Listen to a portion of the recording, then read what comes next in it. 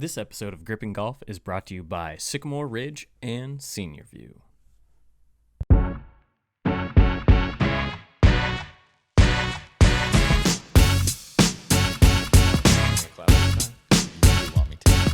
My headphones are huge. Maybe it's the fact that I cut my hair off. You have no hair. Yeah. Oh, good. Child size now. Bushy quaff. Bushy quaff. Yeah, exactly. Hey, guys. Hello. Welcome to another good episode of Gripping Golf Podcast. Welcome. How are you? I'm super fantastic. It's been a while. It has been a while. I've come from the back country. You have. Back to the podcasting studio. Yeah. I'm a little tired. A little groggy. Had my first wedding officiant job last night. The Reverend. Great. Yes, thank you. Dr. Reverend Wright Daniels. was it an online course? Yes. Yeah. It Nice. took all of 30 seconds. There you Nice. go. Yeah. Hey, it's official. I studied a lot. Yeah. Yeah. It was hard. Yeah. Click the button. Great. You'll do well. Yeah. You'll do well. The Universal Life Church. the Church of Golf. A Church of Golf. We're There we in go. session. Yeah. Yeah, I wish I had the Sunday little music, mornings. church music right now. Sunday mornings. Yeah. It can Sunday be mornings. advantageous from a tax perspective. Very true. You Gosh. write all this stuff off. Yeah. You could be advantageous and evasive. Exactly. Just hoard your money for more golf equipment. That's so That's a good. great idea. Yeah. How are you guys feeling about buttery soft leather? Oh, I think it's fantastic. I know. Is there anything better? No, nothing better. All right. I was about to say something. Where could we get? Where can we get some? Well, our friends over at Nelson Hill Co. have this great promotion right now. If you use a promo code Gripping Golf, all uppercase, all caps. Okay. Gripping Golf, you'll get 10% off your order. That sounds fantastic. I know. What a deal. Have you done it yet? Going to. Okay. Have you done it yet? I have some already. Oh, Yeah. gotcha. It's so soft, I don't need to do it again. But is some enough? No, I want more. Well, that's the thing. Yeah. Yeah. Once you start, You can't stop. Yeah. the It's golf like bags. potato chips. Yeah, the golf Pringles. bags are. Yeah. Is it Pringles? Once Yeah. you pop, you can't stop? Pringles, if you're looking for a podcast to sponsor, hit us up. we're Come here. on in. Yeah. What's it called? Email us at the non-existent Gripping Golf podcast email address. Yes. Hit us on the socials.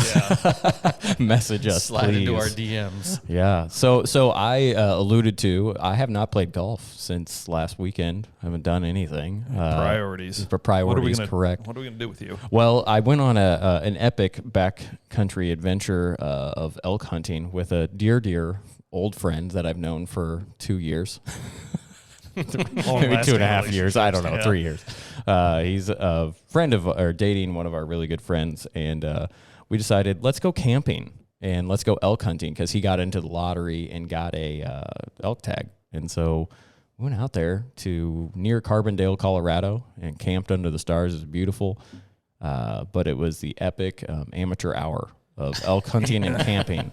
So we didn't have sleeping pads. Oh. So we slept literally on the hard ground. Yeah. Rocky. That was not fun. So the comfort level was 0 Yeah. for both of us. I'm starting to figure out why you were a little bit more tired. A little more tired, Yeah, yeah. really I rough. had to go to the chiropractor this week when I Yeah. got back to be Sleeping realigned. Yeah. on a pile of stones. Yes. Yeah. Well done. And then we hiked up a mountain 3 miles with about 50 pounds on our back and set up a satellite base camp. So we had 2 camps, satellite base camp. And then there was a Y in the trail. And, everyone was going right. So we had the genius idea to go left. Sure.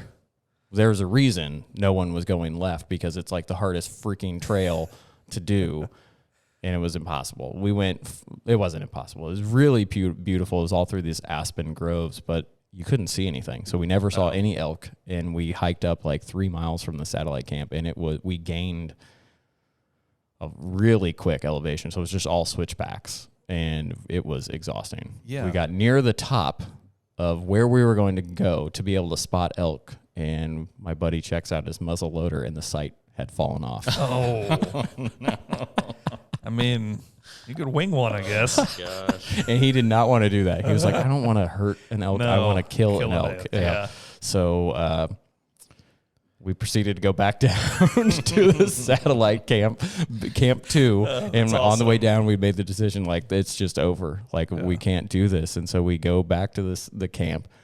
the little camp, pack up the 2-man tent, pack everything back up, look down on the ground. There's the site. Oh. So then he just looks at me and goes, "Just go." Yeah, we're just done. go. We're done. Yeah. So we went back to the main camp and where the car was and the trailer and the big tent, and slept one more night on the incredibly comfortable ground. Yes. So anybody want to sponsor this podcast with a nice sleeping pad? We're all ears. So we learned a lot. That's the other podcast. That's Gripping Elk. Gripping Elk. That's coming. Yes. It'll be here shortly. But we learned a lot, and we ended up we did catch some trout though, so that was good. I caught my first, I would say, big trout. The last trout I caught was about about the hot dog size, It like was a cute. bat. Yeah, it was cute. Yeah. I think it had just been born. Yeah. So no bigger than a small hot dog. Yeah. Not including the bun. And it was the one I caught that was about 13 inches. It was pretty good. Okay. It was exciting. Nice. Yeah. First time catching a big trout. All right. And I tried to get a picture of it, and it went out of my hands. I was like, dang it. But whatever. He was there. We have proof video of me walking with it, but it Nice. was a good time.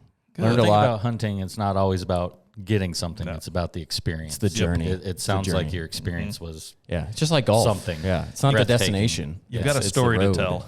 Yeah. It was so much fun. breathtaking experience. We recorded a lot of it. We'll probably put it out on YouTube or something. I don't know, personally or whatnot, but we did elk logs. So we just recorded each of ourselves recording what was happening all the time, and we're just going to mash them together into one just unique experience. And so we'll just see what happens. That's pretty cool. good. Yeah, got a lot of good pictures. It was fun. It was a great time. I'm ready to go back. Yeah, I was going to say, I if am. you win the lottery again, We're going back next year. Good Hopefully a deal. different game unit. This one was too hilly. You couldn't see anything. No spotting. Yeah. So but That's tough. so tough. They're not going to walk right in front of you. No. Yeah. They never do. Dang it. Usually you see them on your way off the mountain. Yeah. Yeah. Yeah. Well, we believe that we probably walked by 4 or 5 of them, but they were just down certainly. we couldn't see them, and they're just watching us. Look at those idiots. Yeah. Walking by. They're like, That moron doesn't even have a sight on his Yeah. rifle. Yeah. Maybe we should stand up. yeah, It look wouldn't at hit the us. two goofballs that went down the left trail. Yeah. These idiots. These guys think they're good. Exactly. This is bear country. Get out of here. Well, did you guys play golf? I've been playing golf. You have? All right. Had the week of Labor Day off, so I spent quite a bit of my time doing that and traveled around, played a few different courses. Oh, yeah. Played with some of the guys that used to be members at Sycamore that I think they're going to come back. But played out at their Good. place. Played pretty good. Oh, yeah. How was it? It was awesome. Prairie actually. Highlands. Yeah, Prairie Highlands. Yeah. It was in good shape. Good. Greens were nice. So it was fun. Played well. Shot even par. And then Yeah. played, I think, Wednesday, Thursday at Sycamore. And then Friday, I think I took the day off. Saturday or Sunday played Eagle Bend. Eagle Bend. Oh, Sunday, I think. Okay. Eagle Bend. And that's a fun track too. Yeah. So, In Lawrence. yes. Yeah. Played there and played well. Shot even par again. You know, Daniel Brumley wasn't he the assistant Assistant there? pro, Yeah. yeah. Wow. He's what made that thing great. Totally. Still making it great. Yeah. So I've made quite a few laps. It's been That's good. awesome. Played a couple league rounds too, right? Oh, yeah. As a sub. I am now officially, according to. Did you advance? Yes. Oh I my was 3 under gosh. through 7 holes. Oh my gosh. So it was working out well. That's So really on to good. the final round. It's clicking, huh? So this committing to a shot, It's hitting working. Yeah. It didn't work for a while though. You were getting didn't. frustrated. Yeah. It didn't, but now it's, I think, also just repetition. Finally getting The into more it. you play. Yeah. But I'm officially on a team that I wasn't on a team of when it started. Because he's like, well, my other partner is never here. And he goes, if you're going to shoot like that, then he's out. So are you in the championship then? Yes. We're in the final. I'm in the Nice. final round, and I never even signed up for the thing. It's It's the best part about being a sub. yeah. Yeah. It's John with no H and John with an H. Yes. It's Ah. the team of John. Nice. There's Who you 3 playing? Johns. John. I John don't know Johnson. who we're playing. Okay. Yeah, I don't know who we're playing. I think you're playing Drew and Nate. But Okay. Oh, Nate, that'll check. be good. Yeah. So. Oh, nice. You doing that again on Tuesday? Heck yeah, man. Yeah. Good luck. I know. We'll see what we can do. Maybe Dave and I will come out and live broadcast during it. I wish I could, but I Oh, can't. dang it. Okay, I'll come out and live broadcast enough. by There you go. myself. Yeah. Hello, I'm here. I'll help edit. Yeah. You'll be our David Faraday. Yes, exactly. Except like I'll forget to turn the mic on or something. It's so great. You guys should have been there. Just get part of the audio. Yeah. I've played 9 holes since we last saw each other, and that was 9 holes in a match play with you a couple Thursdays ago. Yeah. Who won that? Oh, God. It was Dave destroyed me. It's going to be great, I feel kind though. of bad about it. But No, it's good. You know, what we did is we went out and Dave and I were like, well, let's do some matches and put them on YouTube. So this is our first time doing it. And I did not play very well at all. I think I lost like 5 golf balls in the first like 3 holes. yeah, a little performance anxiety. Yeah. It's all, we're doing this on YouTube. I was When so you excited. know people are watching, Yeah. it's hard to do it. It doesn't matter. Yeah. It shouldn't matter. I don't know. I think I was just excited. We had some new equipment that we were using. Yeah. And I was just overly excited about it. We hadn't warmed up or anything. We either. didn't, yeah. But it's good. You know, it's going to be a good, I think for the listeners and watchers, that it'll be fun for them to see that of like because we'll do more matches. Oh, yeah. And they'll see that first one. It's just like, whoa, what was happening? And then hopefully I'll get better. the comment There's only one way to go from there, and that's up. yeah. the beautiful part The of it. comment that Dave's, I think we said this during the recording at some point, is they're going to go, Billy's a 2 handicap? What's going didn't on? get one on in play on 1, didn't get one on in play on 2. I didn't get one in play on 3 either. Yeah. So That's a scattered mind. That's running out there after Yeah. work and Yeah. going, Yeah. oh, this is going to be awesome. And we'll set all this stuff up and do this and that. And then next thing you know, your golf game's like the last thing you're thinking about. Yeah. that's 100% accurate. Yep. Yeah, the match ended on hole number 5. Oh, Yeah. wow. It was short-lived. Oh. I really gave him a run. Yeah. I felt the pressure. I mean, it's like On the I was- 5th hole, I I was gave him a trembling. run. Yeah. I was trembling. Yeah. This is where the comeback starts. Right. With the putt. Yeah.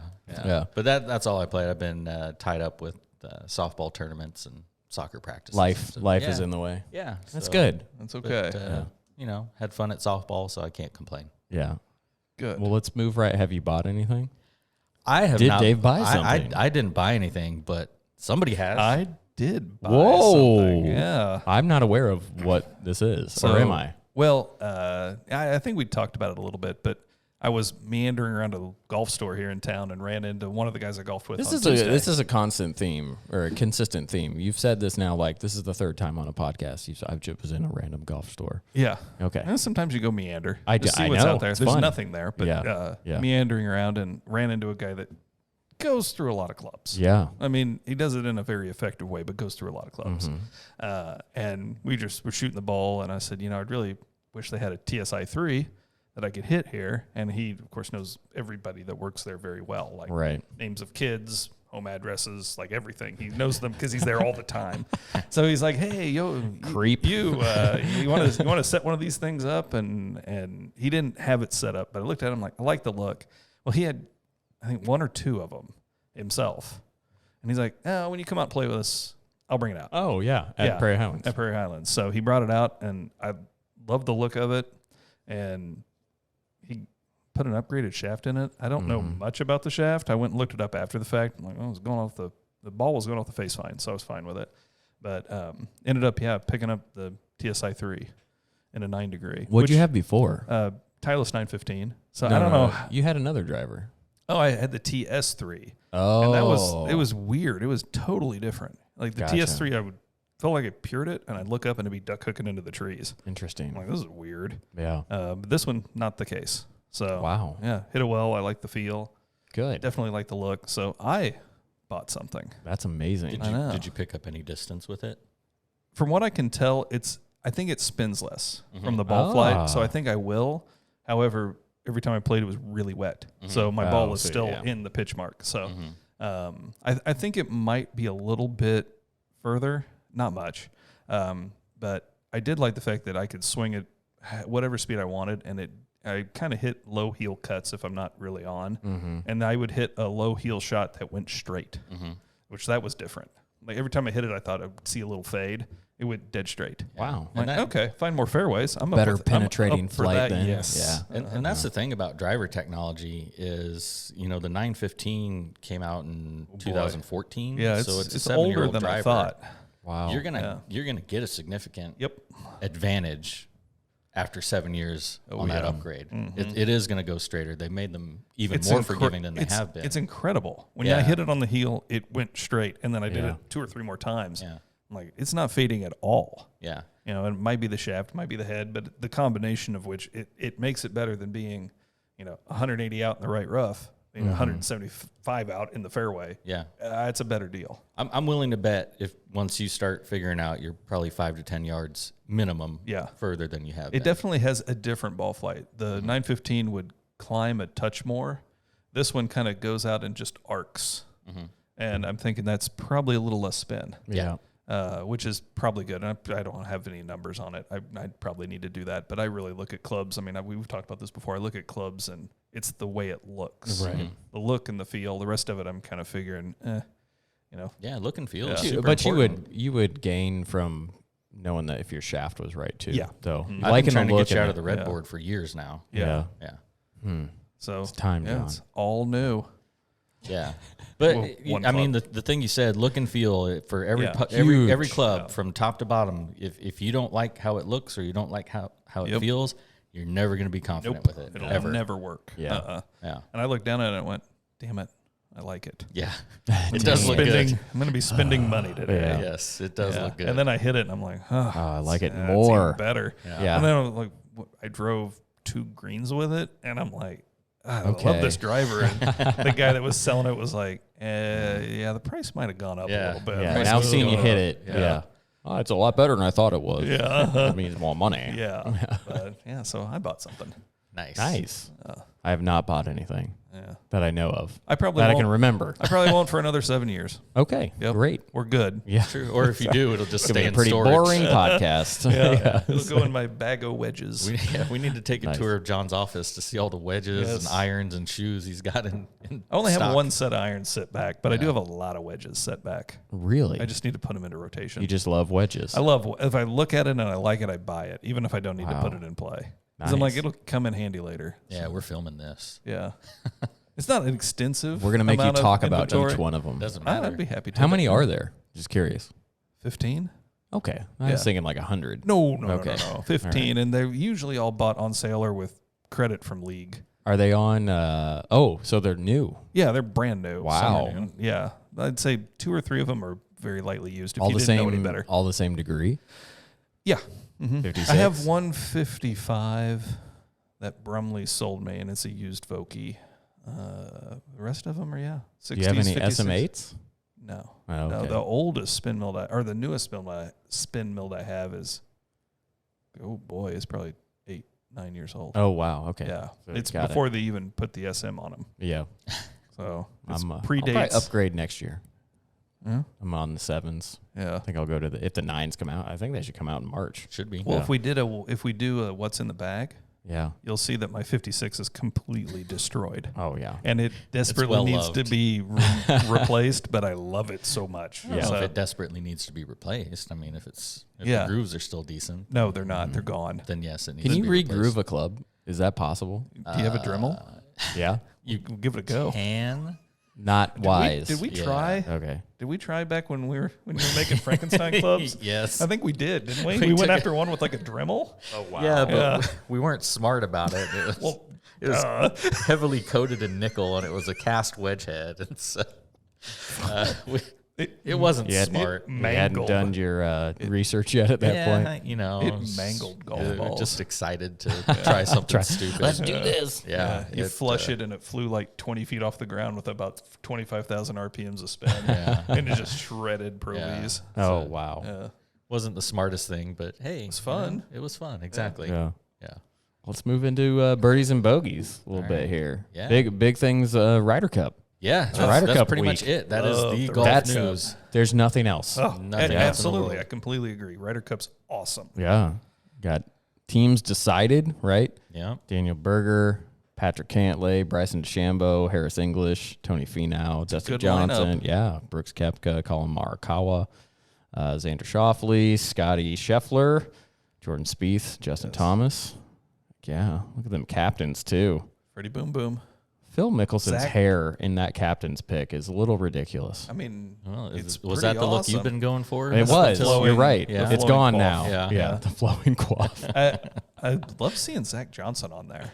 Yeah, that's pretty cool. Because, I mean, you talk about a stone cold killer back in his day. Oh, He knew man. how to win tournaments. I mean, Yeah. he probably still could, but he's just getting out muscled. Yeah. But he's a good guy to have. Not a there long to lean hitter, on. but yeah. Yeah. He's a good person to have in a leadership role there. That's Yeah. the U.S. I team. think they need to put together Shoffley and Scheffler. That's in a such a pairing. tongue twister. Just to get the Yeah. announcers. Yeah. Was that Shoffley or Scheffler? I don't know. Yeah. It was Chef. Shoffler. Chef Schoff. Yeah, Team Scheffler. And then they're taking on Team Europe here. Oh, yeah. Paul Casey, Matt Fitzpatrick, Tommy Fleetwood, Sergio Garcia, Terrell Hatton, Victor Hovland, Shane Lowry, Rory McIlroy, Ian Poulter, John Rahm, Bernard Westberger, and then Lee Westwood.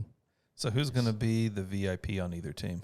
Oh, Well, I mean, you see, Team Europe brought their golem with them, Ian Poulter. Yeah. Right. Yeah. So he's the Got spark him. plug that Yeah. runs their engine. He's which spark plug is the one that starts everything off in the engine? I don't know. yeah. That's our different. I don't know. That's gripping motors. Yes, coming it is. soon. Coming soon. Yeah. Anyhow, but they got him, and the U.S. left off Patrick Reed, Yeah. their spark plug. Yeah. It's interesting. Yeah, but as far as MVPs, I don't know. I think it's hard to say right now. You can't really, I mean, I think vote against Patrick Cantlay right now, can you? no. DJ Yeah. Player of the Year, I think for Team Europe, it's going to benefit them to have Sergio and Poulter. of course, Oh, always. yeah. It's going to light that fire. I mean, Rahm's going to be. Rahm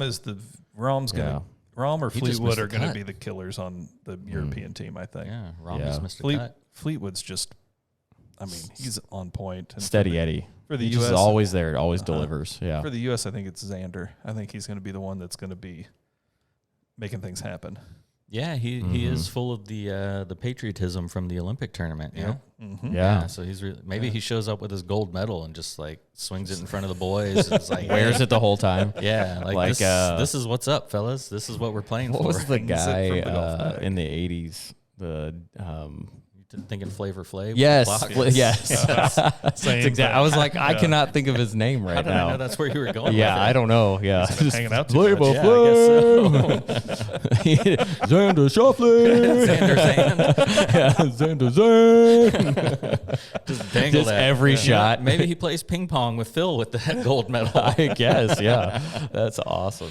Yeah, Yeah. I think Shoffley. I think Harris English even maybe a little bit. Yeah, there's a lot of first timers on the U.S. team. Yes, Yeah. there is. And I think that's what a lot of people were kind of concerned about, leaving Patrick Reed off of there. But if I'm Steve Stricker and I've already got two guys that automatically qualify in Brooks Koepka and Bryson DeChambeau, basically being oil and water, do I want to throw Patrick Reed in the mix? I don't know. No kidding. Air fuel and he's the fire and the Right. whole thing just explodes. Right. Yeah. Yeah. I mean, I think that everyone will be professional. I think No so. sparks are going to fly, but You would hope I so. hope not. Yeah. You would hope so. Like if sparks are flying, who's the guy that's like, guys, stop? We're Tony supposed to be Finau. friends here. Tony You think Finau. it's Tony Finau. Finau? He's He gonna seems like come a in. super nice guy. Yeah. guys. He's the team mediator. Yes, he Yeah. is. While It's all Dustin sit Johnson just sits in the corner quietly and just observes With his and shaved laughs. beard. Yes. It's like, who's the new guy? Oh, that's DJ. Sorry. Yeah. My bad. Didn't recognize you. Yeah, you look like a pedophile.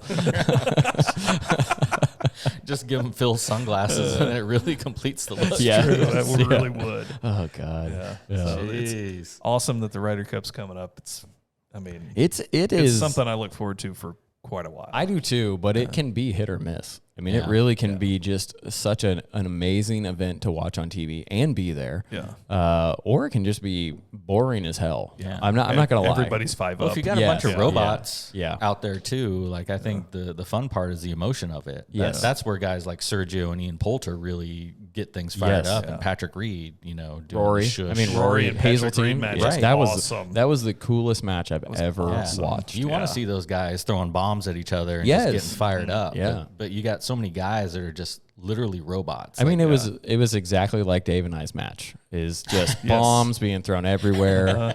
I doing was into the trees. I was in the trees, and Dave was like, "He's never gonna get up and down from here." And then, I wouldn't get up and down. Yeah. So, Proved him right. Yeah. I felt the weight of the country on my shoulders during our match. Yes. You're playing for Olathe. He's playing for Overland Park. Right? Yeah. Exactly. Boy. It's a tough match. Yeah. Tough match. I'm glad I was able to fight through the pressure. Yeah, we have a Ryder Cup, but it's spelled with an I, not a Y.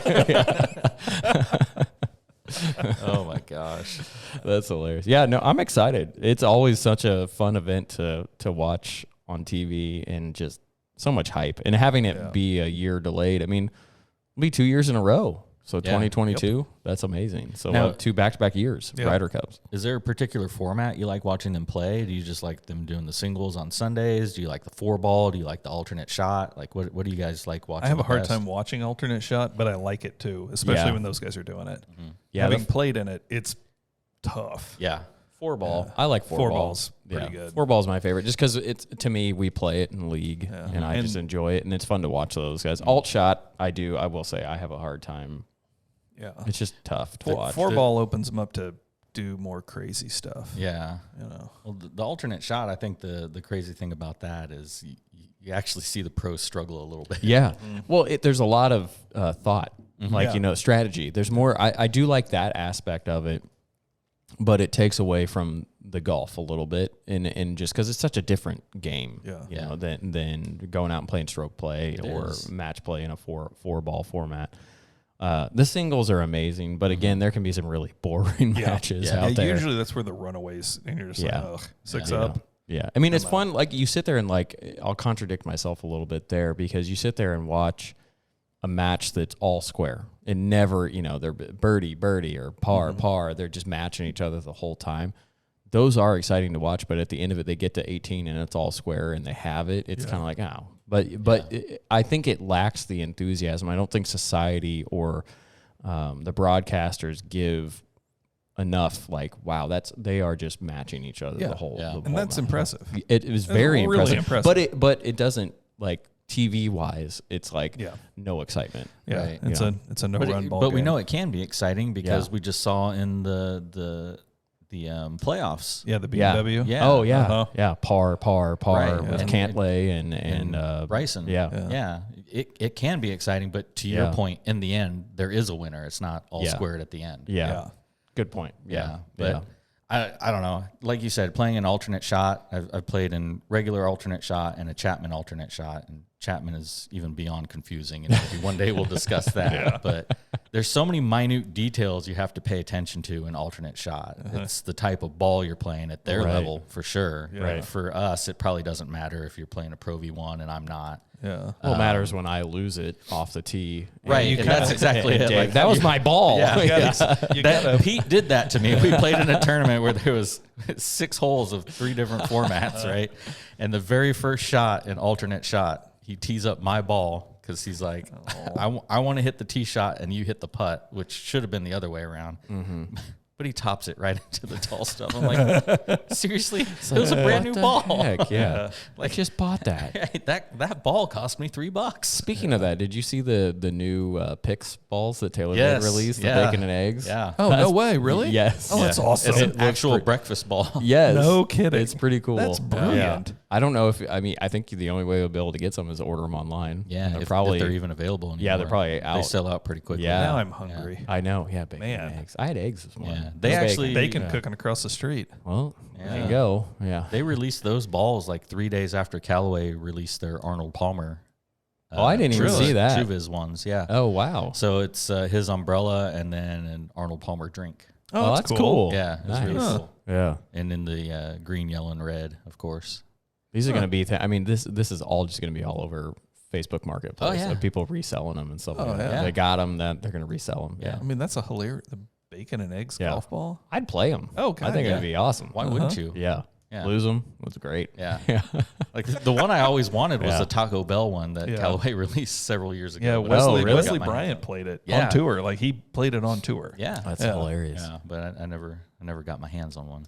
Do you like the Pix balls?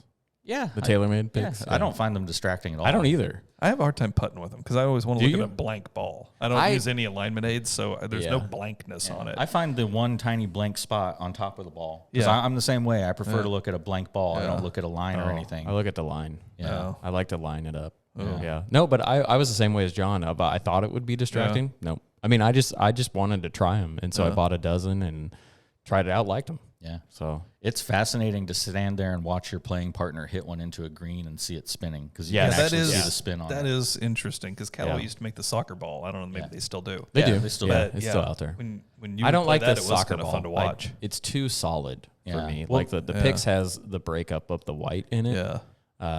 And I honestly like because you're driving up a fairway and there's a few balls together or something. You know which one is yours. Yeah. From That's a distance true. too. Yeah. I can tell you right now, I cannot see the Callaway ones in flight. They turn gray, and then I can't see them. Yeah, they do. That's weird. Yeah, it's the What do you weirdest mean? thing. Which ones? Science. Like the Callaway, the red and white The soccer ball. color on the soccer ball. Oh, and got basically any red golf ball, which is it's impossible ridiculous to see. 'cause I just obtained Even in the 2 grass. dozen red golf balls. Oh yeah. For different reasons. Yeah, For different reasons. but I can't see them. Yeah. Yeah. Well, my league partner plays all the neon balls, and it's like a neon green or a neon red or orange. I can't see him until we are literally on top of him, and he'll be like, "There's my ball." I'm like, "Where?" Yeah, Yeah. And he's like, "Right there." But you're colorblind too. I am so colorblind. that- It really, yeah. and I'm sure that's part of it, but I can't see. I him can't at see. all. I can't see the soccer ball in the area. I think it's weird. he actually probably stows some neon balls in his neon socks so he can just kind of slip one out in the rough. Like, hey, I found it. Here it is. Yeah, They all blend together. yeah, exactly. Yeah. We're on to you, Todd. Yeah, we know what's going on there. Yeah, We got you. I love that he's playing on the weekend. He loves Yeah. it. Yeah. That's Yeah. so good. That's awesome. Yeah, he's a fun guy. Well, Not a mushroom fun guy. yeah, Bad joke. yeah. The rim shot. Insert rim shot here. So Azinger taking a swing back at Yeah. Koepka. Let's go into this. So to paraphrase Brooks, it's basically what he was saying is he doesn't love the Ryder Cup format because everybody's an individual. They're in their own routines. They have their own teams. And, he basically, golf is an individual sport, right? You don't have to rely on anybody, but in the Ryder Cup you do. And, Right. and that's essentially what he was saying. It's not the best for him because he likes to just kind of keep to himself. Yeah, And so Paul Azinger came back and basically said, well, quit the team. right. Let somebody else in. Yeah. If you don't want to do it, let somebody else do it. So that kind of ignited the golf world. What do you guys think about that? I kind of agree with him, but it's like maybe what golfer doesn't think that going into a team thing? Is Right. you don't necessarily have to voice every thought you have. 'Cause he doesn't. I can't imagine he wants to give up his spot. Right. I mean, he's a competitor. He wants to play. Yeah. But yeah, I mean, maybe you just keep that to yourself. Yeah. Good Lord. I do think I'm indifferent about it. I think he can. I think a lot of things get taken out of context. a I lot. really do think that that's really what happens here. And then just with what's happening with him and Bryson, I think it just gets blown out of proportion. Any- I think anything this that can get 10 in the years ago headlines. wouldn't even have hit media. It would have been like, well, but plus it's negative. I mean, in terms of, I feel like it puts doubt in the viewers of the U.S. team of like, are they even committed to trying to win this cup? Right. Yeah. So I think it's I think it's just I think Azinger is right. I agree with Azinger's assessment and statement. Like, listen, man, if you aren't in it and love it and don't think about it, I think that's with anything in life. Yeah. If you're not breathing and eat, so you're not waking up in the morning wanting to do it, try something else. Yeah. And I think I think it's a little bit of an extreme. Again, I'll go back to it, probably taking a little bit out of context. He's probably just saying it's not an individual thing, and it's hard for, maybe he's trying to say it's hard for me to do that, having to rely on somebody. But I agree with Azinger's aspect of, listen, if it is hard for you, give it to somebody else. Let somebody else who wants to do it. So, because that'll fuel their fire to play better. Absolutely. So, Yeah. but this might, we've all seen Koepka come back and play amazing. So maybe this is the fire that lights him to go, well, hey, I'm going to prove you guys wrong. Here we go. Maybe he sits out in the alternate shot and ends up just doing a singles match. Yeah. Exactly. Yeah. So. I don't know if you can leave one of your big guns on the bench for. I mean, when all he's that, but- on, he's incredible. Right. When he's not on, Well, the other issue was his wrist, whether or not he was going to be able to recover from that in time. Right. So it sounds like he's going to be from the tree root that he uprooted. Yeah. Man, that's a swing you don't want to take. No. Because you I injured hurt yourself. my wrist. Yeah. And it was on a big clump of grass, and that stunk. I mean, it was bad for 6 months. Yeah. I Wow. remember. And I didn't make a living at it. Right. I'm making a living at it. I'm like, oh, it was unplayable. Yeah. Wait, you don't play professionally? I wish. Yeah, no. I mean, shooting even all the time. $5 to $15 a week is making a living. I was going to say, side bets. winning a random bet probably ain't going to pay the bills. I love the bets are getting bigger and bigger. Not like more like there's just more bets. More confusing. Yeah, exactly. But like I only won like $5 last week or whenever it was. Yeah. So I do like not that this is on the topic of Brooks, but I do like the train game. That's fun. Oh, I'll have to do that again. Don't ask me for the rules. Yeah. I can't say them. Yeah. I just show up and tell somebody to tell me how much I am. I on? Exactly. Am I on or off the train? Yeah. Right. Are my bags on the train? I don't even know. Yeah. When am I on the train? Yeah. It's best to just be transient and just get to the end and figure out what you owe for your ticket. It's 100% right. Yeah. Yes. That's basically what we do on the weekends. Right. So just show up and play. Yeah. Okay, who do I owe money? Two guys that know how to add it all up, and then they tell us who to pay. But there's a little suspect there because they're the ones always winning money here. Yes. You do pay their mortgage. Yeah. Yeah, exactly. Did these guys get bonuses for playing in the Ryder Cup? I have no idea. I'm curious because I mean, if I'm if sure it's they a get. substantial I mean, amount of money, I probably wouldn't drop off the team. I was either. going to say I probably wouldn't either, but I don't know. We'll have to research. I mean, you get that all and the figure it equipment. You get all, not equipment. You get all the cool swag. Awesome rain gear. Experience. Get to go play Whistling Straits. I'm sure they're dying to go play the same course they've played a bunch. Yeah, to them they're just like it's a golf course. Yeah. Man. To us, we're like we have to pay $500 to play just there. think if Steve Stricker called you, you're like, what the heck? Yeah. Hey, Dave. Yeah. How are you You're doing? in. Yeah, you're in. Right. You're in. Yeah. I'm in what? You're Ryder Cup. Come on. What do you think? Yeah. You think Dustin Johnson just like has flashbacks every time he goes on to which hole was it where he had the 18. penalty? Yeah. Wasn't it 18? Yeah, I guarantee he's like, the "Oh." GPS coordinates for that bunker. You can zoom in on it on Google Maps. He's Google throwing Earth. grass seed on it. He's Yeah. paying somebody to seed it over. It's alternate shot. He's like, I got to hit the drive here, guys. Yeah. He's like, You hit the no. second. Yeah. That was such a interesting thing. The rule. I mean, it's right. He shouldn't have grounded his club. They were forewarned going into the Giant tournament. sheet of paper. Yeah.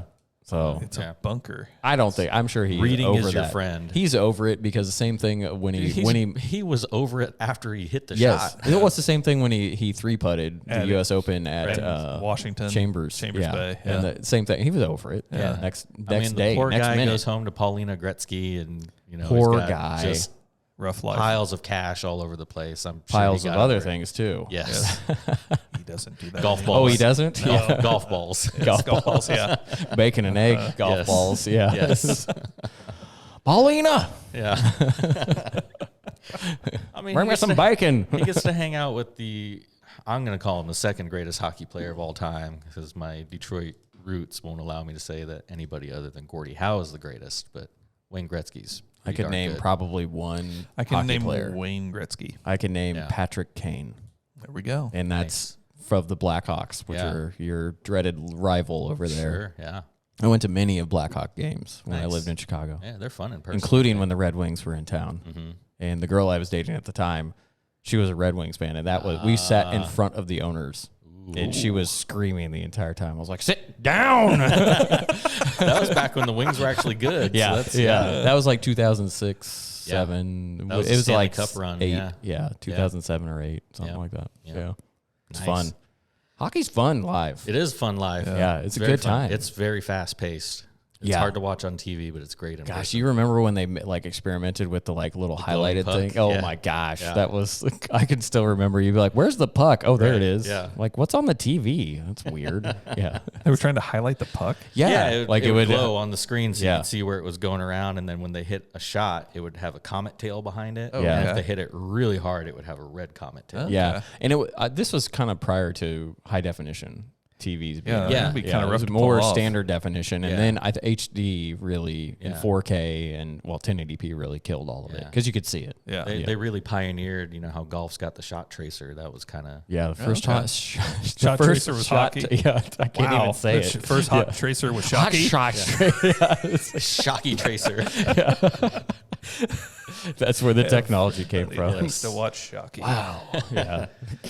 Well, let's shall get we? into it. Yeah, Let's the meat do and it. taters. Meat and taters of this episode. I'm excited about this conversation. More food related. I don't even know what my answers are going to be, but it's going to be just great. let them fly. Let them fly. Yeah. So, I mean, It's like Dave sitting in his Forerunner before recording an episode. Let him fly. absolutely. Yeah. Just let them fly. during kids' practices, I have time to brainstorm, and here we go. Yeah, that's what the notepad is for. Yeah, I've got a whole notepad here. I don't even know. Your handwriting is so good. Thank you. Yeah. If I look like I'm a fourth grader. I look like I'm trying to write with the wrong hand. Yes, Well, me too. Yeah, exactly. Did you write this left-handed? People are like, "What are you doing?" But in this situation, I have to make for sure that you guys can read what I write when I send you the questions beforehand. Yes. So Yeah. Which we read. One of us looked at. Right. I won't name names, but John didn't. Yeah. All right. So the meat and taters. Actually, you know what? Let me sidetrack us a little bit. Let me see if I like that. Let me see if I can find this. A good sidetrack. So I have a buddy who's now a fan of the podcast. Oh yeah. He actually sent me some questions. Oh, yeah. And one of 11 listeners. Sweet. No, Yeah. 12. 12. Went to a happy hour Thursday and Someone said they listened.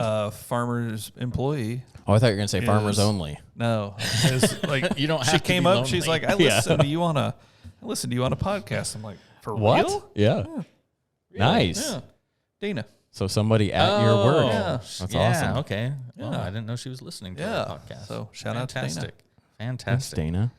All right. So he sent me 5 questions. Oh boy. Oh yes. I Are won't they about us? sort of. Okay. We'll get into some of these things, and maybe we'll circle back around depending on time.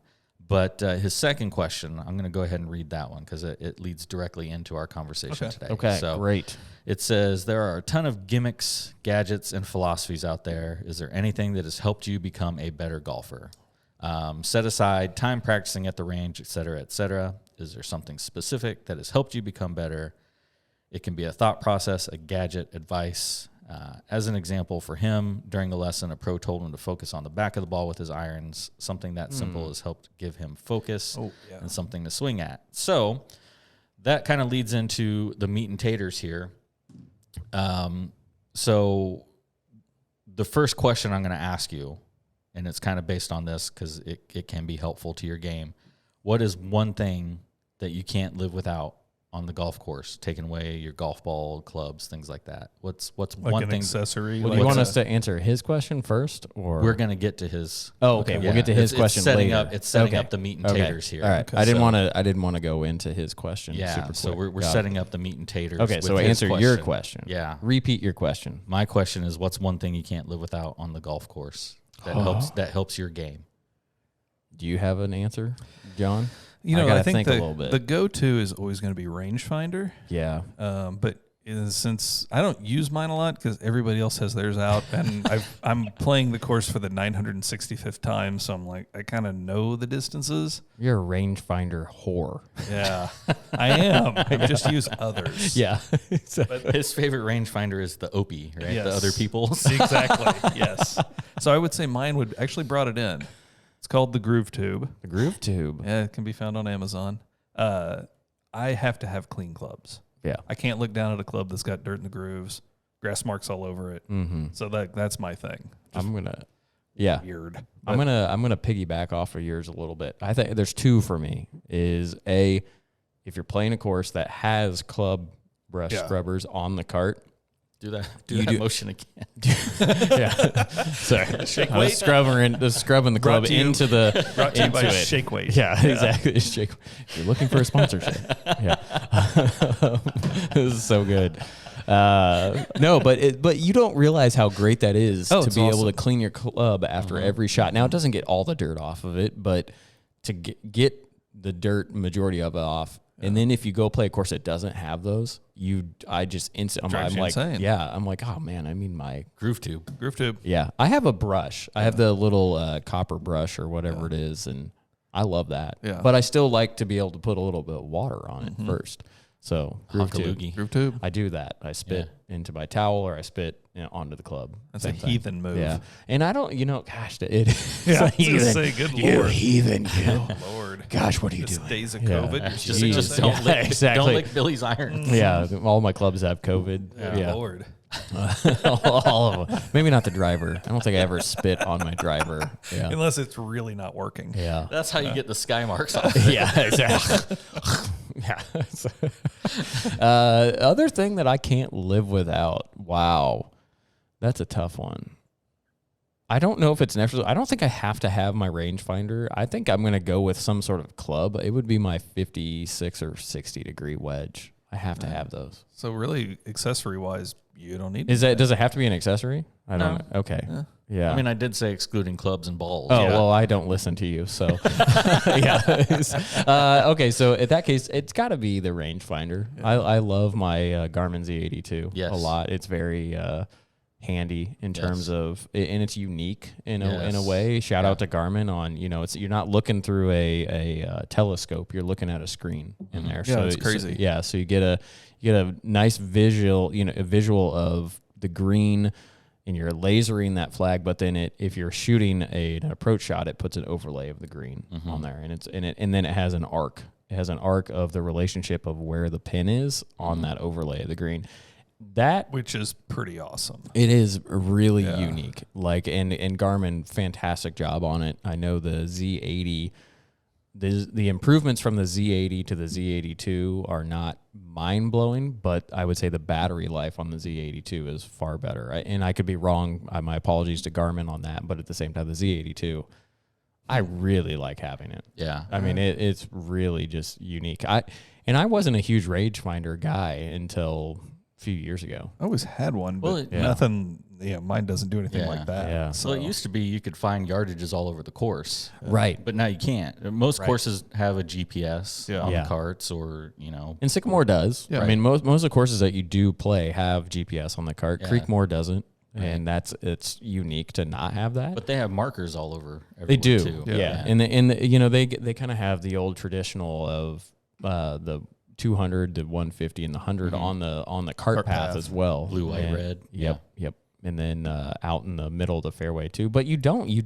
I'm out of routine looking for them. You used to. And I guess the other thing is step them off. Yeah. You go back. The and other step thing them is off. when you walked. Like I feel like that's back in the day of when I was always walking, playing golf, and now I ride so much that you don't see them. And so now, like walking, you would walk down the middle of the fairway. Catch sprinkler heads, because the sprinkler heads used to have markers on them. Yeah. That I don't know if they Sycamores, still do. I don't even think they have them on there, but they're not accurate. Yeah. So they've moved the sprinkler heads around. Yeah. But. Yeah. And I mean, I think wearables in the golf have really changed that aspect of it. Yeah, the technology in the last 5 years has been just absolutely insane. You think about all the stuff that you can buy or use on the course. You got like Arcos and Garmin's got the CT10s that sync with your S62 watch. Yep. And you literally can see over the course of your golf playing how far you're hitting each club. Yeah. It really helps with averages. And that kind of stuff is so valuable to know. Like if you talk to the average golfer, they probably have an idea of what their 150 club is, but they don't really know what their 150 Not down club to that. That would be something. I didn't include this on my goals, but I would like to know my yardages better, and be able to know what's a 150 swing with my 150 club, or a 152 swing, or a 154 swing. What is that? So I have no idea. Yeah. Ooh, that's a whole other bag of worms. Oh yeah, I know. We don't need to go down that. Right. So, yeah. We're talking about gimmicks excluding golf clubs, but I'm going to keep bringing up golf clubs. Well, I mean, it's going to sound like we're shilling for Garmin here, but I recently acquired a Z82, and I don't know that I can play golf without it anymore. Just because, like you said, when you're hitting a flag with it, it shows you that arc. Yeah. That's something I discovered 2 months after using it. I'm like, it's changed my life. Yeah. And even if you're, on your second shot on a par 5, you can see the whole overlay. You can see distances to hazards and things like that. So you know where to hit your layup to. Yeah. It's phenomenal. Combined with the and again, I know we're Garmin enthusiasts because Garmin is in town. It's a Kansas City-based company. Yeah. You know, they do a fantastic job. But I think the combination of the Z82 and the S62, Yes. it's really hard to beat that, specifically because I don't take my Z82 out on the tee box and look at it, though you can. I look down at my S62, Approach S62, and it tells me all those, you know, you can tap it and it'll tell you distances to bunkers and layups. I love Front, the middle, layup back. functionality of the S62, specifically on par fives. Yeah. Number two, I know I want to be about 115 yards from the pin. So it tells you how far to hit it? You can hit and you can cycle through. It'll do the hazards, and you hit and you tap a button, you tap like an arrow, and it then cycles through the yard, like layup distances. So if you want to be 100 yards, it'll tell you how far you got to hit it. Oh, that's, all right. That's pretty cool. It is pretty cool. And so then you can get, like, for me, I guesstimate, I go, okay, I want to hit it 115.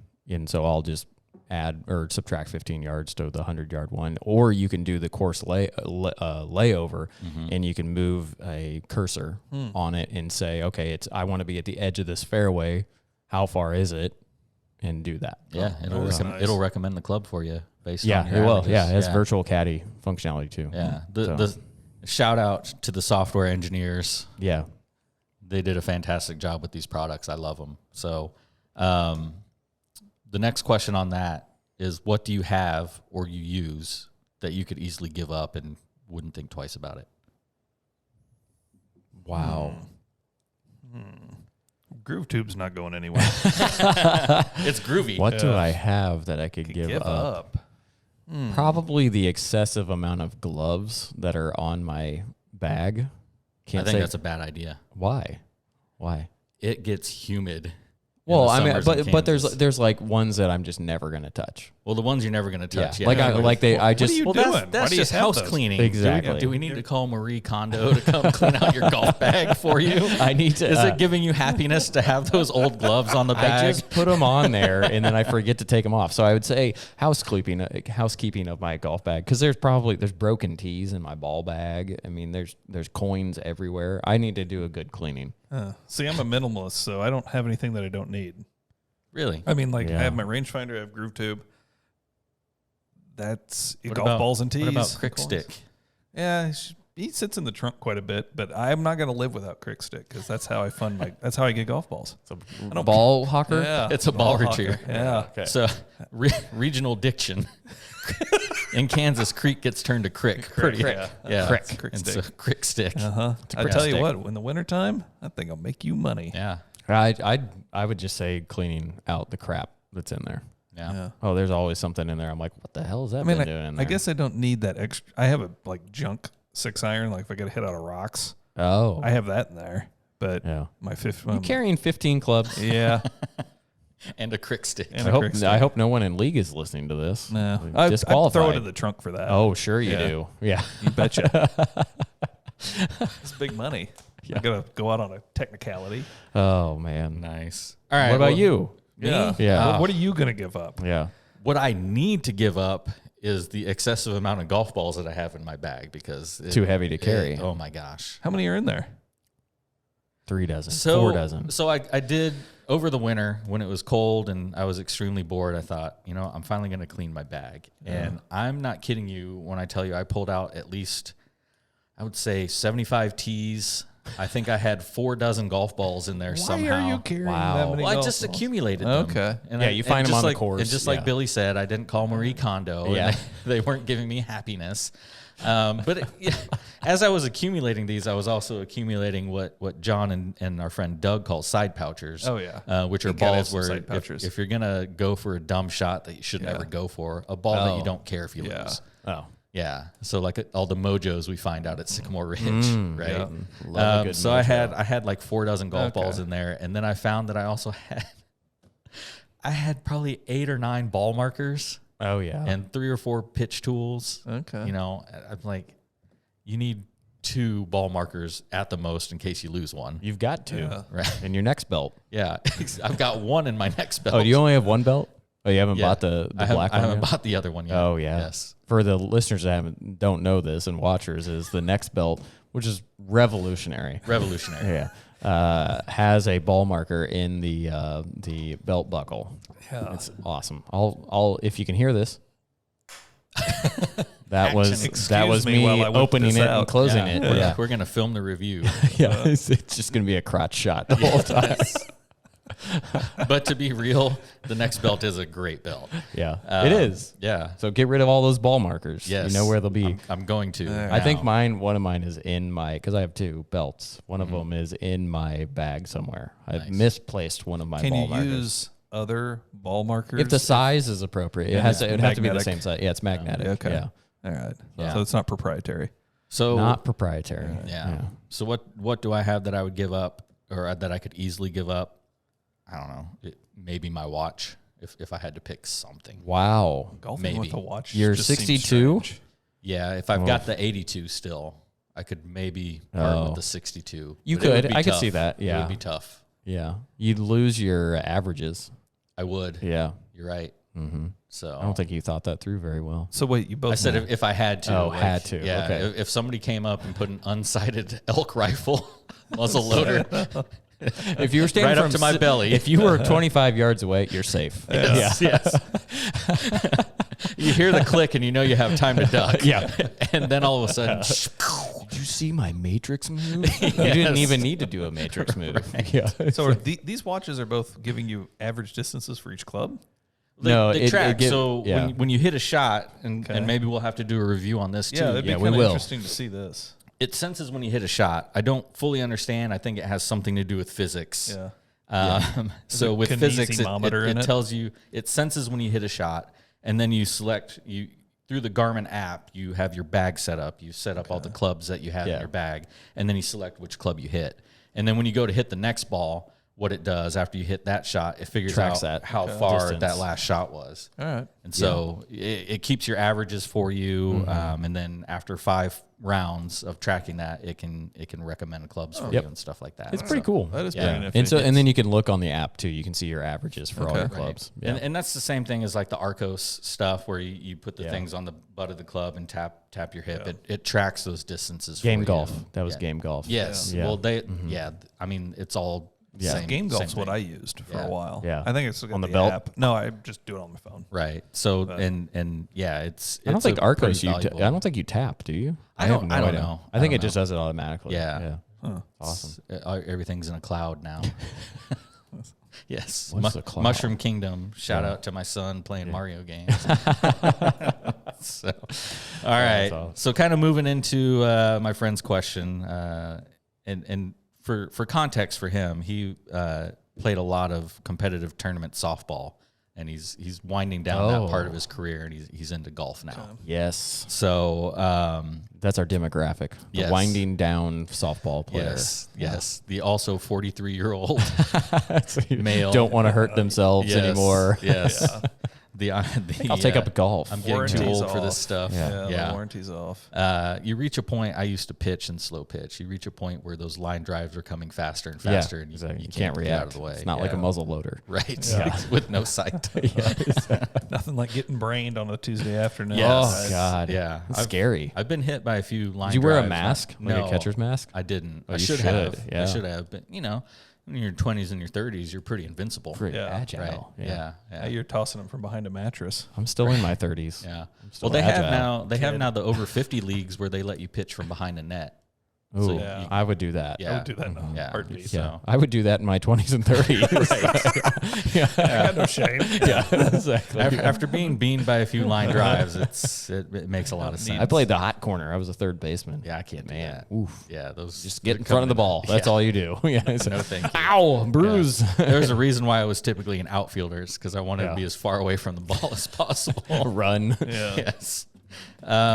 All right, so let's jump into that. Let's talk about golf resources. Billy, you've been very open and candid about the fact that you've been going through Zen Golf again. Zen golf, baby. Are there other books that you have read or want to read that you would recommend to somebody getting started out that's looking to try to improve their game? What's it, Dr. Bob Rotella? Yeah. The game is not the golf is not a game of perfect. Thank you. Yeah, that's a great one, and it's short. Yeah, super short. Oh, his books are they're all easy to super. read. Yeah. I think even on Audible, I have an Audible account. I think it's like not even 2 hours. Yeah, it's like an hour and a half or something like that. That would be the one I would pick. That's a really good one. Put you in the right mindset. Zen Golf is really good in terms of what I was going to answer to your buddy was what's really helped me is understanding awareness of thoughts of you're always going to have that thought of what if I don't hit it where I want to,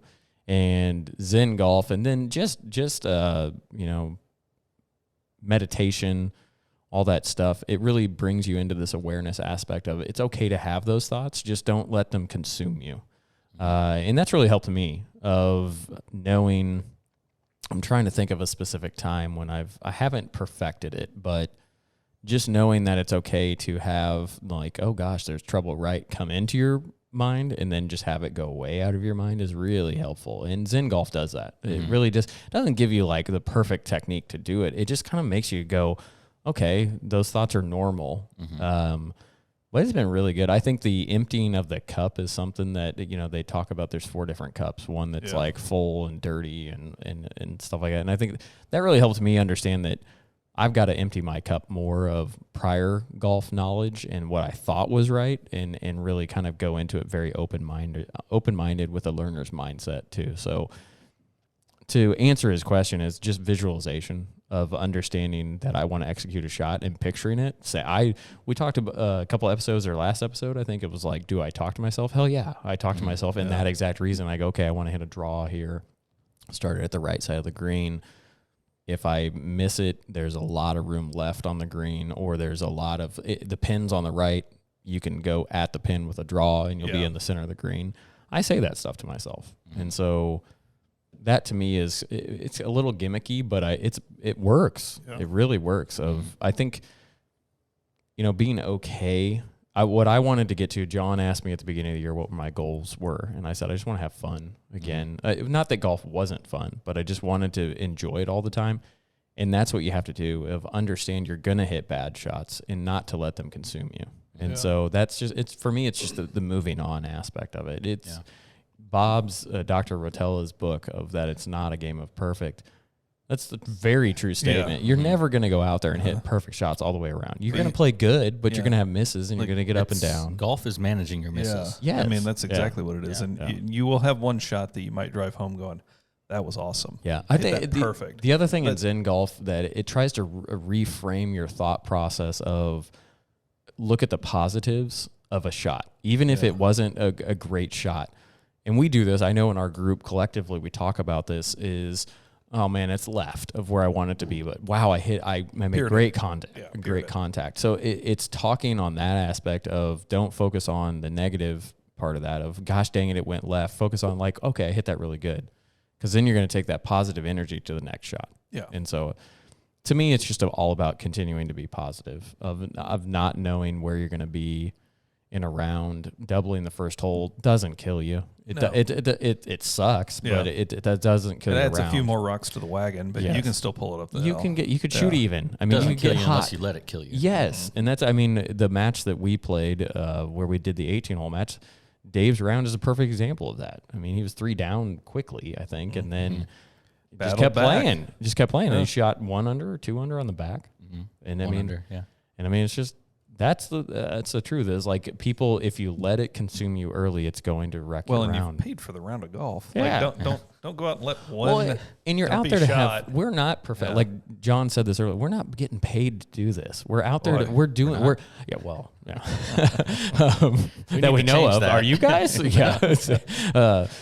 think that's the thing of reframing your mind. Understand that you're wanting to go do this, so go enjoy it, and you're with some friends. That's a beautiful mornings if you're playing in the morning and stuff like that. I mean, I really try to focus on there's 37 million people or 38 million people that play this across the world. That's pretty small when you think of it in the context of the population of the earth. Yeah. And so I think that it's a pretty rare that people get to go do what we get to do, and I'm trying to appreciate that more. Well, and I mean, let's be honest, it's a luxury. You got 5 100%. hours. You got you got the money to spend on it. Don't ruin it. Enjoy it. I mean, like, it's like buying a new car and finding the one thing you don't like. Yeah, and just hanging on it. I don't like the tone of the ringing when I leave the door open. Exactly. Yeah, it's like strange behavior. So golf is weird though, because you're trying to do something really well. Depending on your score, 75, 85, 95 times during that experience. And that is a difficult thing to get your mind around, that that the vast majority of that isn't going to be what you wanted. Focusing for 4 to 4.5 to 5 hours, and just never letting your focus stray. Yeah. That's hard because you're challenged every time you hit the golf ball. And like, I look at it as like, if I got something that I can drive home and go, yeah, I hit that great, or that I can't drop that 20-foot putt. That was fantastic.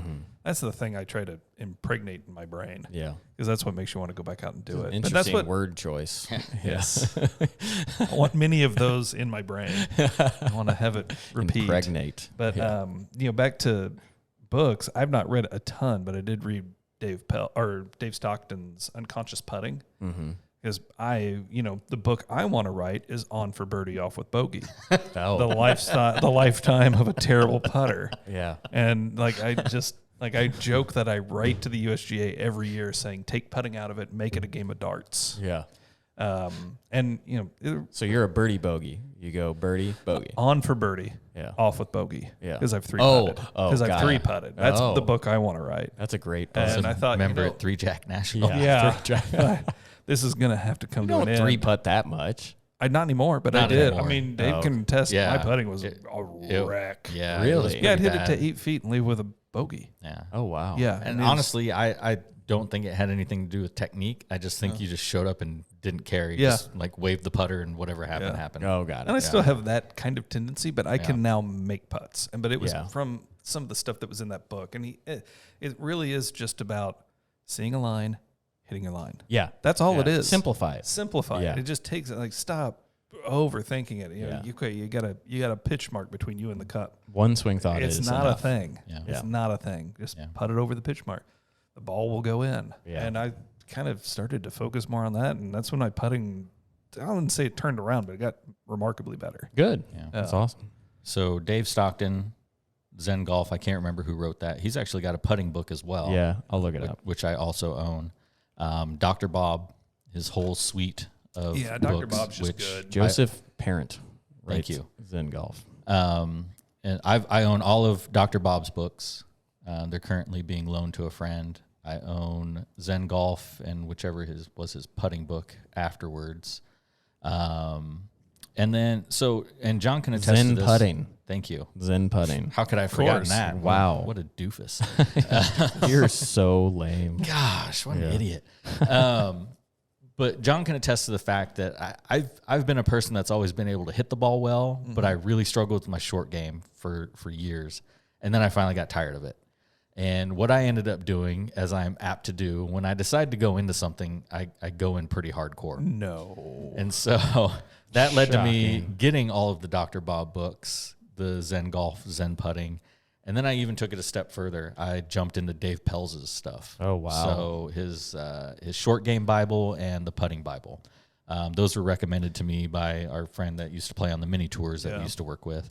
And then on top of that, I got Stan Utley's books. He's got 3 books. How do you have this much time to read? The Dave Pell I didn't stuff, have kids at the time. Got it. That Dave Pell stuff, that's like level 200. So so here's the thing. So like Dave Pelz and Dr. Bob are on complete ends of the spectrum, opposite ends of the spectrum, right? And so for me to really kind of figure out what I wanted to do or to be able to do, I just took the approach of, I'm going to read everything, and whatever resonates with me, that's what I'm going to do. And which is good, yeah. Yeah. The more information you can make. Right. If you are a very, very technical person and have to have things detailed to the nth degree, Dave Pelz is the guy for you. He, one of the things he recommends in his short game book is on your wedges, write down how far the ball goes if you take a swing where on the clock you're at 9 o'clock, 10 o'clock, all the way up the clock. Just write down those on your wedges so you know if I take it back this far, the ball's going to go this far off the club face on a perfect strike. So it is extremely technical. Yeah. And then you'll get tired of the term lumpy donut around the hole after reading Dave Pell's putting Bible, because in his estimation, the lumpy donut is the area 6 inches away from the cup that the golfers step on when they reach in to pick up the ball. Yeah. And so the lumpy donut is going to affect your ball roll. Yeah, the cup roll. is essentially raised up a little bit, right. so you're putting. Yeah. Everything it rolls away. Yeah. So Dave Pell's super technical. The guy is literally a rocket scientist. Mm-hmm. He's honest to goodness rocket scientist, and he takes that approach with golf. If that's the kind of person you are, highly recommend that book. Dr. Bob is probably not going to be for you in that instance, because we're going from technical to just visualization.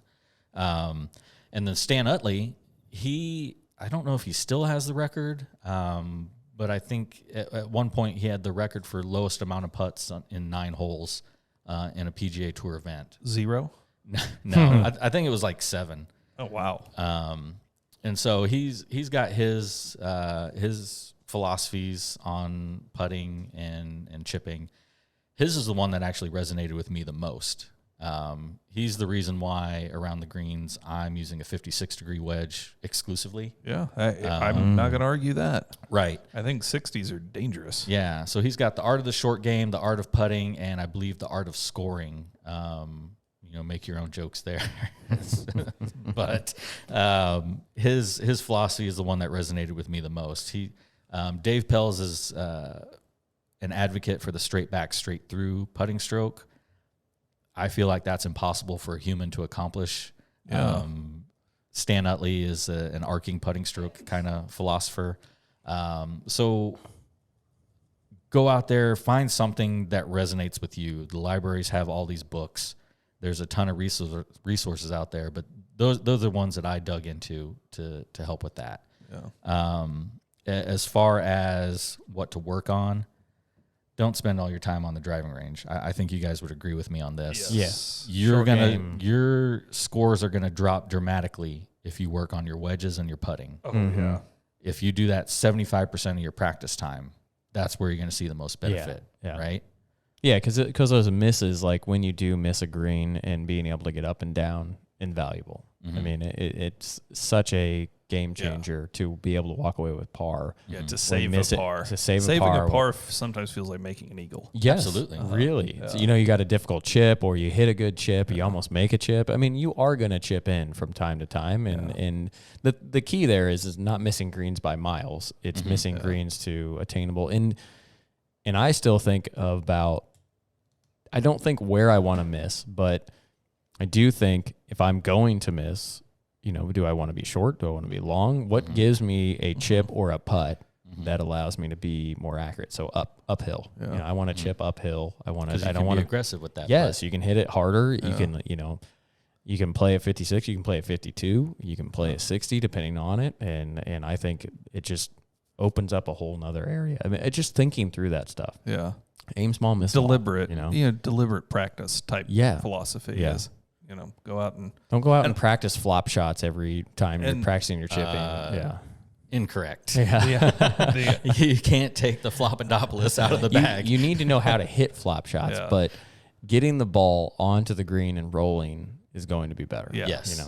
Than it is, you see it all the time with amateur golfers that hitting every flop shot from every different direction. And I'm guilty of it. I sometimes hit the ball. You're shrinking your percentages. Get the ball on the green. Yeah. Unless you can be very accurate with I want to get it there and let it roll down. And this is a good case study when you look at professionals play golf. Mm-hmm. If they're in the junk and they can get it on the green, they will hit any shot to do that, to get it on the green. Well, they won't always go to like a flop shot. Yeah. So, and that's because when they get on the green, they can make the putt. Read it. And that's the thing. Like when you watch better players play, they are going to make putts. Yeah. And they're going to lose golf balls, but they're going to be able to salvage that with a par, at worst a bogey, because their short game can save losing them. a ball off a tee doesn't... If you learn that short game component early, the other stuff's save you. And not only that, every shot that goes long distances, the technology's enhancing greatly. Yeah. Hybrids, driver technology we just talked about. Going earlier. for a 5-wood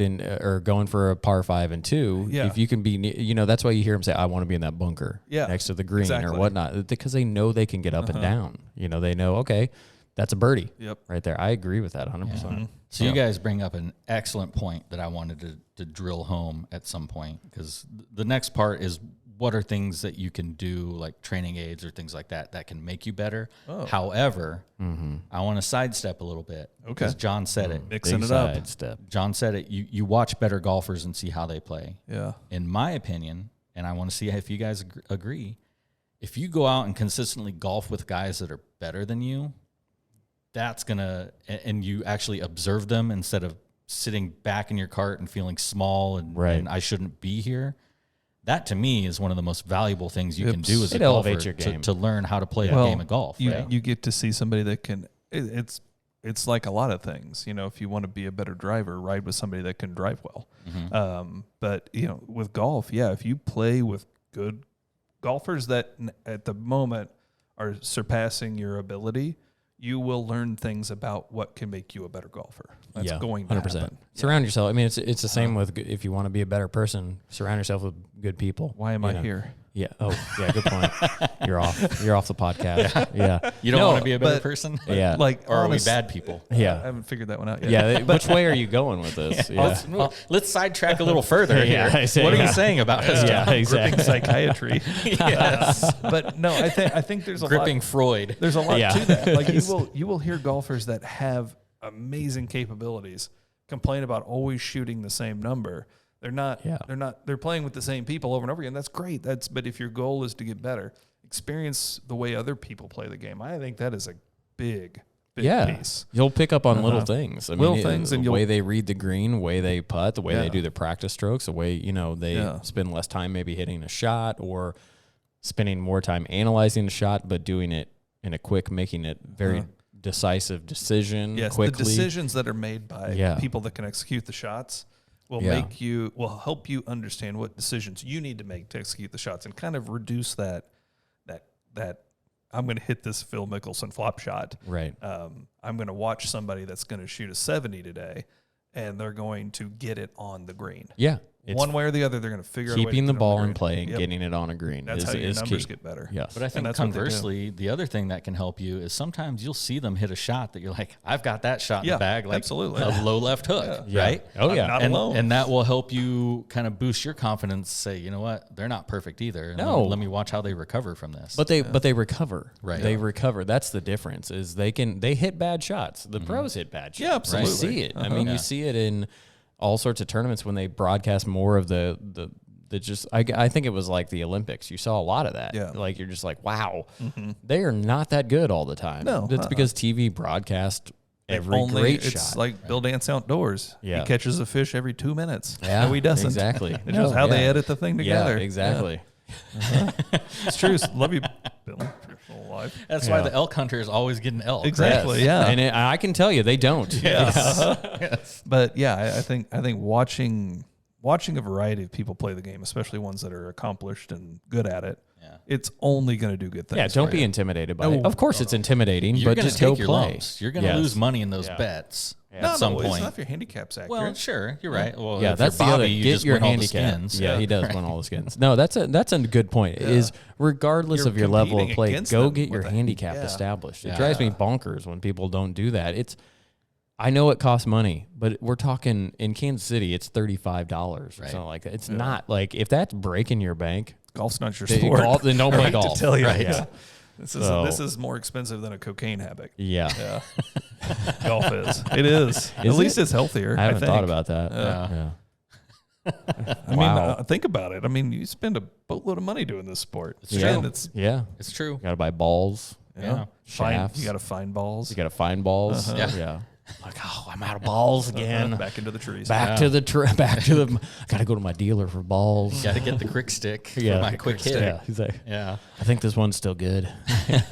Play them till you lose them. Yeah. John likes to play what he calls lightly sauteed Yeah, balls. when they burn the weeds off at Sycamore, there's just a ton of them out there. Yeah, you They play some fly weird okay. balls. I play every golf ball. Yeah, you do. Yeah, I don't Wish care if I they're had- a little tan. And It's fine. It might be impacting your game You a little maybe bit. a little, Yeah. but like it's Lightly not like sauteed. not like I'm making a living at it. Yeah. Well, you could be. Yeah. Maybe. You never know. Maybe somebody sponsored us with golf balls. Yes. Yeah. Wouldn't have to do that. Sugar golf. Eggs and bakey. Those were good golf balls. Yeah. I liked the I sugar like the golf sugar balls. golf yeah. balls. Yeah. Yeah. So cube, never tried sugar one. cube. Never tried one. Oh, I'm sorry. That's all right. You should have. I should have. You're right. Did I give you one? I think I burned. You probably thought I it was burned sugar. through like 4 of them. Yeah, I did too. Yeah, they spun like crazy. They Yeah. were a lot of fun around the greens. Yeah, they were. You could zip those things back. Nice. Yeah. Nice. What else It's is such on a the- tough market to get into, though. What else is on our docket there? So the last thing I got is, and it goes with his question, is training aids. What are some that you've used that you find helpful? The putt out. The putt out is the number one for me. Is that whole system, the mat from the mirror to the gates to I think it's just really beneficial. What does the mirror do to help you? Just for people, Gets who my don't eyes know? over the ball.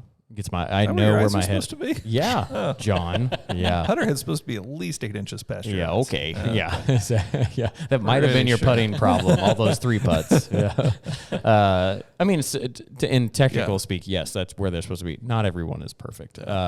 It helps me, and I think the actual what's the thing called? Oh, pressure trainer. Yes, the yeah. pressure Thank trainer. you. That thing is brilliant too, and that it comes back half the distance that you hit it or whatever it is. But you get keeps it's you a small active. target. It's the size of a hole. It's the and size you of a get hole. immediate feedback if you're pulling or pushing your putts, right? And I like and when you combine that with the mirror, it really helps you. To me, it helped me get more putts online. Yeah. Of like, wow, I am not hitting my line. Well, that's going to really have a dramatic effect of if I'm going to make or miss putts. Which clearly I'm not hitting my line because the amount of rimmed out putts I've had in the last 2 weeks is huge. Yeah. You're close. Close. You're close. Great strokes. Yes. Good putts that did not go not in. making them. Yeah. I'd be too That's upset. just with you that. not doing the Dr. Bob and saying back of the cup. Back of the cup. You're just telling yourself right edge. That's probably what I'm telling myself. Yeah. No, and Zen Golf focuses on that. They talk about don't say right edge, visualize it going into the hole. Yeah. And so I'm changing that Yeah. a lot. Change it. So I am. Yeah. Stop yelling at me. Yeah. Put it to work. Do it now. Do it now. Do it. You Do know- it slowly. On this topic, I gave it quite a bit of thought when I saw it. And I thought, I'm going to go resurrect. the Whoa, old- whoa. We're going. You didn't look at the thing he sent. You clearly stated that earlier. I may have looked at it. Oh, you've looked at it through this No, podcast. no. I looked at it on. I He looked did at it because when he said said he was bringing the groove to it. Yeah. Oh, dang Somebody it. else didn't read it. I read the Anyhow. first question. Anyhow. Yeah. His name rhymes with Willie. Yes. Willie Manuels. Such a good guy. Such a good guy. So I looked at it and I thought, you know what it is for me? Wiffle balls. Like the Okay. little balls with the holes in them. Yeah. Because You get some. They still move. they still and they Yeah. cut and they draw Yeah. and they go Yeah. high, they go low. Yeah. So I actually went out in the backyard, and my backyard's tiny. I live on 1/3 of an acre, and it's occupied by a house and a driveway. So like, there's not much room there. Okay. But I could hit 6 irons in my backyard full. Oh, and it'll stay in the yard. It'll stay in the yard. Yeah. And Yeah. it's the shot shape. Like I thought, Yeah. I need to if I do can that. Hit a cut. Because I have a big backyard, Yeah. and I could hit from my fire pit near my fire pit into the pool. Your And backyard sounds amazing. It is amazing. Yeah, thanks for the We'll have to invite. broadcast from Yeah, there no sometime. kidding. Yeah, we could. The palace. Well, we should. The only thing is that we back up to the highway, Oh. so there's a little road noise. Broadcast from your That's hot okay. tub. There we go. Don't have a hot tub. The grotto. Yeah, don't have a grotto either. Sorry, Yeah. viewers. We'll Yeah. be shirtless in a hot tub Yeah. for the next episode. Hey. Also, here, you guys. We will lose all of the I'll subscribers. bring up a picture here in a second. You guys. But yeah, keep wiffle going. balls. So I actually went out in the yard and took the weed eater and cut a little tee box because it's overseeding season here. So I'm gonna Oh, overseed yeah. anyway. And I thought we're gonna hit some irons, and the 3-iron did go into Greg's backyard, but I didn't care. Greg is your neighbor. Yeah, but I mean, other than that, the wiffle balls are great. So Yeah. if you have 20 yards of space to work with, you can go grab go to Amazon, buy wiffle balls. It's actually a really great way to practice. Yeah, it's pretty close. Unless it's windy. If it's windy, it's a train wreck. Right. Yeah. I remember when I was first starting out in golf, it was later on in high school for me. I would take wiffle balls and just try to hit them over my parents' house. Yep. Just front yard into backyard into front yard. And will say, there's the backyard. That's really fancy. Yeah. Ooh. Look at that. See, so I could hit over here. We need to put a putting green back there, right in that little right in between the fire pit and the swimming pool. Let's do right that. here. Yeah, let's put a putting green in. Yeah, my wife has said I could do that. Really? Then what's stopping you? Yeah, I was going to say it should have been time, done a week effort, ago. money. Oh, come on. The money. Sinlon, if you're listening, I'd like to have a putting green in my backyard. I've also thought about it over here because this is kind of wasted space. Yeah. And then you could put like a little tee box and then chip over? Yeah. Oh, that'd be awesome. You could hurt people that are just sitting here You watching. even got the party lights. Yeah. Fancy. I did all this. Quite the shindig here. So, I agree with you on wiffle balls. I used to also I would stand in my basement, in my parents' basement, and the way it was shaped is the room was kind of offset, and there was a hallway that went out to the garage. Yeah. I would sit in the living room and try to hit draws around to the hallway. That's awesome. And that's how I learned how to shape a draw. I bought some foam balls. I haven't hit them yet. Some do and do not work with drivers because drivers are such low spin contraptions now. I think these are max flies. Yeah. That they're like all the, I always took me forever to figure out what the heck was happening on all the trick shots that you saw like on Instagram and like I was like, are they hitting real golf balls? This is crazy that they're hitting golf balls into cups and solo. The foam ones might actually be better than wiffle, but like I pulled them out. Well, I don't know. They have dimples on them. What I'm getting at is I wonder if they will shot shape as much. I think they do. They say have they a guy do. dressed like Always Sunny, but it's a green suit, and then just like hold it and put it around and edit that person out of the video. Green man. Yes, a green man. Yeah. Woo!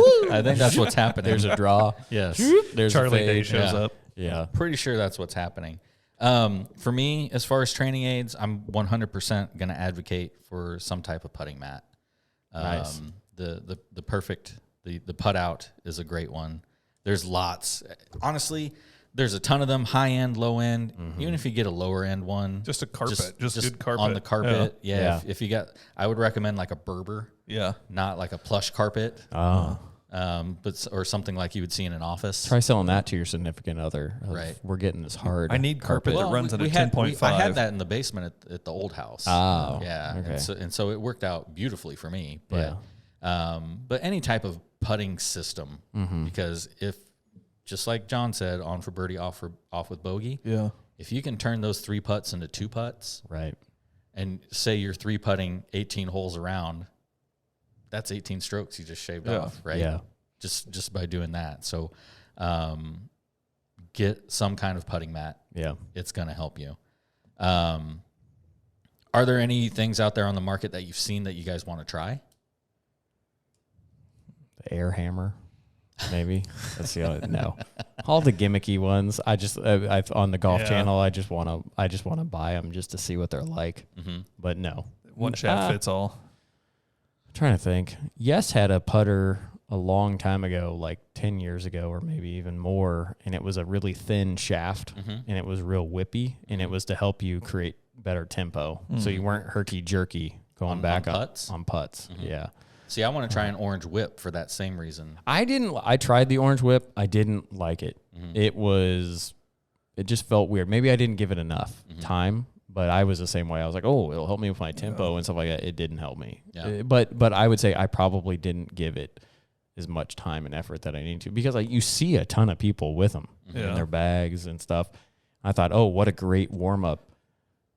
Maybe it was before I got into a better mindset, but I played so bad. Steve has. Steve because like if you both had an orange whip and were with Steve, I could do the John Candy line from Blues Brothers. Orange whip. Orange whip. Oh, orange whip. 3 orange whips.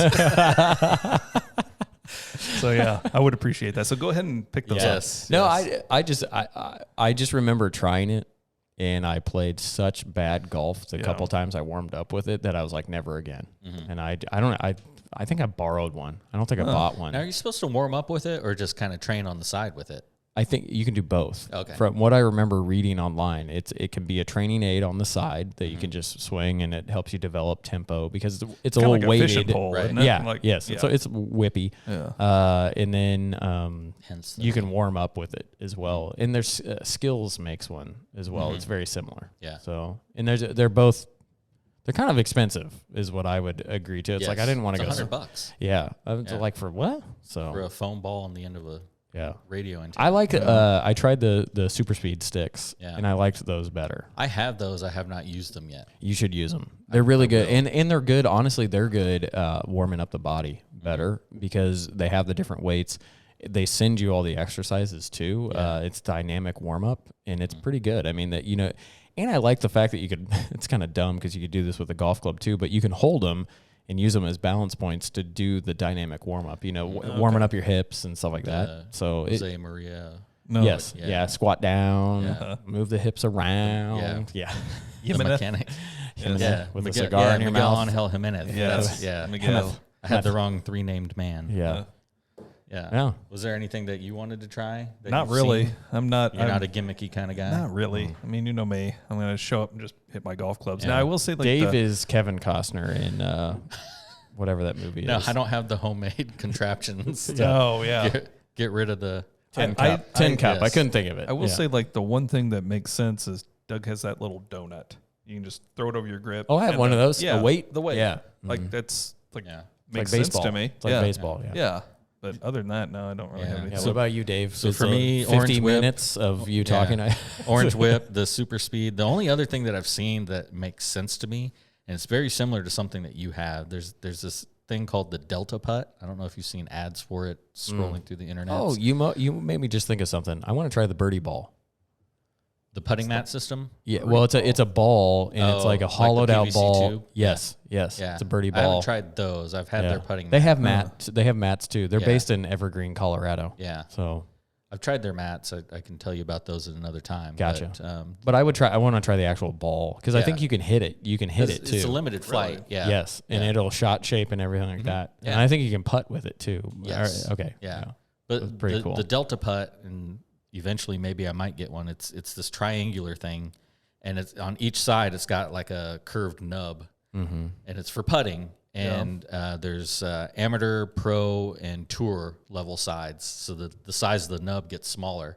And basically what it is so hitting it it tells flush? you your putting face path into the ball. Interesting. Okay. So Yeah, if you're it'll hitting it shoot square off or not, right? Oh, wow. Yeah. So I want to give that a shot. John's got this golf ball that is so aggravating. Oh, It's it is. got like Yes. training wheels on the side. Yeah, you brought it the other day. Yeah. Yeah. And if you don't hit it square, it just spins out like it got pit maneuvered. Yes. And birdie ball, I have a couple of those. You do? Okay. Yeah.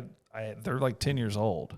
Okay. It's just like a cut piece of PVC pipe. Yes. Yeah. And it works really well. Okay, good. Yeah. Nice. Yeah, I want to try those. Nice. But yeah, that putting training ball thing is immensely Yeah. frustrating. Oh, but it will make you you'll hit it true. I mean, it'll work. Last question. All right. Oh man. Is there a training aid that you have used that you would tell everybody to avoid with every fiber of their being? Maybe the orange whip. Yeah. Sorry, John. Yeah. No, I don't think there's anything. I have one very specifically in All my right. mind. Yeah, I don't have anything. Yeah. What do you think? 100% the Medicus.